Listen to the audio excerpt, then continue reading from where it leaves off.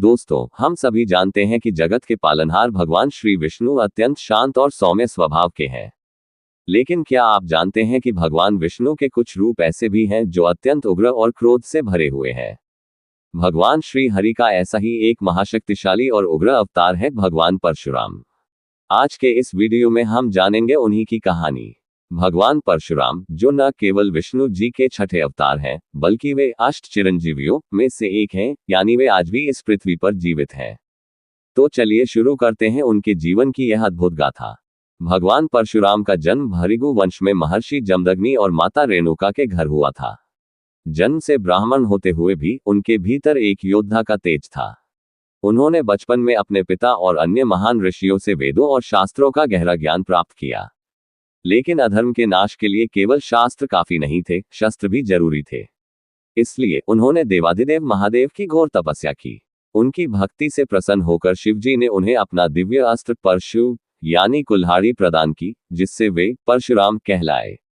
एक दिन महिष्मति के राजा कार्तवीर्य अर्जुन सहस्रार्जुन अपनी विशाल सेना के साथ ऋषि जमदग्नि के आश्रम आए। ऋषि ने अपनी दिव्य गाय कामधेनु की कृपा से पूरी सेना का सत्कार किया। कामधेनु का चमत्कार देख राजा के मन में लोभ आ गया। ऋषि की अनिच्छा के बावजूद राजा ने बलपूर्वक कामधेनु का अपहरण कर लिया और अपने साथ ले गया। जब परशुराम आश्रम लौटे और उन्हें इस घटना का पता चला तो उनका क्रोध उबल पड़ा। वे तुरंत राजधानी गए और उस अहंकारी राजा का वध करके कामधेनु को ससम्मान वापस ले आए। लेकिन प्रतिशोध की आग अभी बुझी नहीं थी। राजा के पुत्रों ने एक दिन मौका पाकर ध्यान में लीन निहत्थे ऋषि जमदग्नि की निर्मम हत्या कर दी। पिता के मृत शरीर को देखकर परशुराम जी का धैर्य टूट गया। उन्होंने उसी क्षण संकल्प लिया कि वे इस धरती से अत्याचारी क्षत्रियों का विनाश कर देंगे।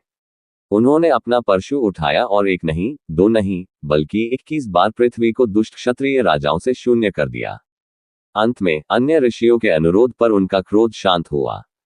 उन्होंने अपने पिता की अस्थियों को सीमंत पंचक तीर्थ में विसर्जित किया और स्वयं महेंद्रगिरी पर्वत पर तपस्या के लिए चले गए। आशा है आपको भगवान परशुराम की यह गाथा पसंद आई होगी। हिंदू धर्म की ऐसी ही रोचक कहानियों के लिए हमारे चैनल से जुड़े रहें। वीडियो को लाइक और सब्सक्राइब जरूर करें। धन्यवाद।